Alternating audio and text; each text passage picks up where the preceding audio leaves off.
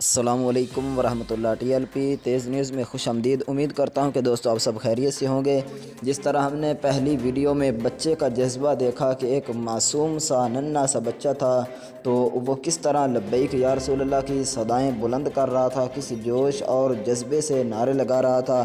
तो अभी इस वीडियो में हम जो देखने वाले वो एक बुज़ुर्ग है। अब आप उसकी उम्र भी चेक करें, उम्र भी देखें कि उसकी कितनी जो है वो उम्र है, और इसके बावजूद वो किस तरह जो है वो जज्बे और जोश के साथ और हुज़ूर अलैहिस्सलाम से अपनी मोहब्बत का इजहार कर रहा है, वो किस तरह नारे लगा रहा है। तो चलिए अभी वो वीडियो देखते हैं।